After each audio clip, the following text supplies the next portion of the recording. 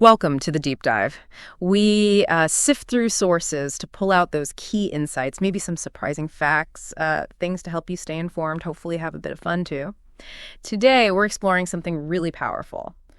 Radical transformation. Stories where, love isn't earned, but just given, even when you least expect it. It's a fascinating theme, isn't it? Because it kind of pushes against how we normally think. We often feel love has to be deserved. Exactly. So the source we're digging into today, it's a specific passage from the Bible, the book of Ezekiel, chapter 16. Our source material calls it a revelation of unearned love.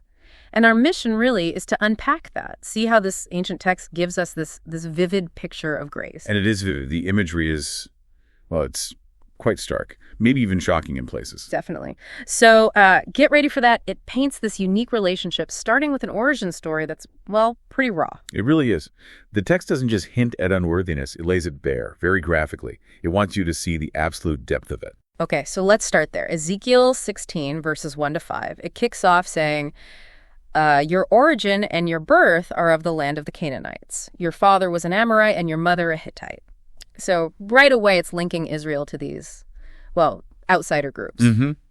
Not exactly a prestigious lineage in that context. Not at all. And then the description of the birth itself. Wow. On the day you were born, your cord was not cut, nor were you washed with water to cleanse you, nor rubbed with salt, nor wrapped in swaddling cloths. Just complete neglect from the very first second. Total abandonment. And it goes on. No eye pitied you. Yo! But you were cast out on the open field, for you were abhorred on the day that you were born. That word, abhorred, it implies real disgust, not just unwanted, but loathed. It's brutal, setting the scene of just utter worthlessness. So from that point, where can it possibly go? Well, that's what's so stunning. The text says God passes by and sees this infant wallowing in your blood. Still that graphic language. Yeah, unflinching. And then comes this declaration. Twice. I said to you in your blood, live. I said to you in your blood, live. Wow, just live. And immediately, things change. I made you flourish like a plant of the field. And you grew up, became tall, arrived at full adornment. Though, it notes, yet you were naked and bare. So life, growth, but still vulnerable. But that first step, that live command, it comes out of nowhere, right? No pleading, no earning it. Exactly. That's crucial. It's immediate, unearned life, given purely out of divine will, right into that scene of death and rejection. It's not just unconditional love. It's love that actively chooses and starts the process of beautifying right there in the midst of utter abhorrence. Worthlessness becomes the canvas. That idea of worthlessness being the canvas, that's powerful. It's not like you clean up first, then get loved. Precisely. The love initiates the cleanup, you could say, or rather the transformation. Okay, so life is given, growth happens, but the relationship deepens further, doesn't it? There's a second encounter. Yes. The text describes God passing by again. When I passed by you again and saw you, behold, you are at the age for love. The timing is significant. Ah, okay. Ready for a different kind of relationship. Right. And then this very intimate symbolic gesture. I spread the corner of my garment over you and covered your nakedness. I made my vow to you and entered into a covenant with you, declares the Lord God, and you became mine. You became mine. That phrase just lands, doesn't it? A real sense of belonging, an aha moment, like you said. It really does. And again, notice this covenant, this vow, it's not based on anything Israel brought to the table. She was still essentially that foundling, just grown up. So the commitment is entirely from God's side. Entirely. It's a unilateral declaration of love, commitment, and belonging. It establishes the relationship purely on his initiative, like an adoption almost, a claim driven by love, not merit. And some might find that idea of being claimed or owned a bit uncomfortable, maybe. Yeah, and that's understandable in modern terms. But in this covenant context, it's less about possession like property and more about deep belonging, protection, provision. It's about identity. Who do you belong to? Here, it's a divine claim that secures and elevates. Okay, that makes sense. So the covenant is made, she belongs. What happens then? Because the description changes dramatically again. Oh, absolutely. It shifts from, naked and bare, even if alive and grown, to utterly adorned. A royal transformation. The text lists it out meticulously. Yeah, read some of that. It's quite something. Okay, so then I bathed you with water and washed off your blood from you and anointed you with oil. So cleansing, soothing care.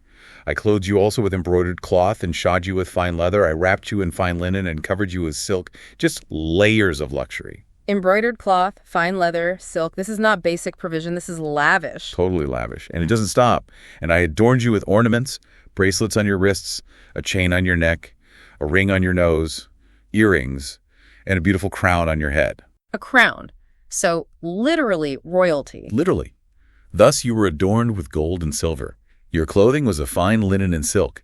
You ate fine flour and honey and oil, the absolute best of everything. The contrast from that baby in the field, it's almost impossible to imagine. It's meant to be stark. From abhorred outcast to crowned queen, essentially. All bestowed. Not earned through service or virtue or anything, just given. You grew exceedingly beautiful and advanced to royalty. That's the outcome. But then comes, I think, the absolute core point of this whole passage, right? Verse 14. Yes, exactly. This is the linchpin. And your renown went forth among the nations because of your beauty, for it was perfect. But why was it perfect? Through the splendor that I had bestowed on you, declares the Lord God. So the beauty, the renown, the perfection, it wasn't hers inherently. It was his splendor on her. Precisely. It wasn't self-generated. It wasn't earned. It was a direct result of God's gift, his bestowed glory. Her entire value, her beauty, her status, it all came from him. That really lands the message. This love, this transformation, it's not earned. It's purely radically given. And that has huge implications, doesn't it? It suggests that true beauty, true worth, might not come from our efforts or inherent qualities at all. Maybe it flows from an external source of grace. An inwardly bestowed splendor, as the source puts it. So how do we take this ancient, intense story and, connect it to life now? For you listening. Well, the material we reviewed draws that parallel directly. It says, think of the most beautiful love stories, where the heroine is broken yet chosen and cherished. That's our story with God. Right. That application point. We were unworthy, but he loved us anyway. He didn't wait for us to get our act together. He didn't wait for perfection. His love creates the beauty, the worth, through his grace. So this leads to some pretty searching questions for us, doesn't it? Like, do you actually believe you're loved by God like that? Yeah. Not because of what you do or how good you are, but just because of who he is, his nature. And if you do believe that or want to, are you living like someone who truly belongs to him? Letting that love define your worth? Not your past mistakes or your current performance. It really pushes you to think. How does knowing this, knowing you're chosen and loved despite everything, change how you see yourself right now, today? What would it actually look like day to day to live as someone who knows they are deeply cherished, adorned by grace? Yeah. So just to recap this deep dive, Ezekiel 16 gives us this incredibly powerful picture of unearned love, where total worthlessness meets divine grace and is transformed completely into beauty, royalty, belonging. All bestowed, all a gift. Okay, so here's a final thought to leave you with. If your worth, your beauty, your belonging are already secured, perfectly defined by this unearned, unconditional love, what does that unlock for you? What kind of freedom or confidence could that give you as you face, whatever you're facing today? Your challenges, your decisions, your future.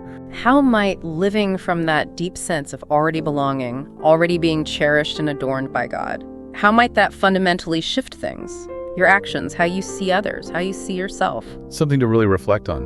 What does it mean to live loved like that? We hope this deep dive has given you some rich food for thought. Continue exploring what it means to live as someone adorned by grace.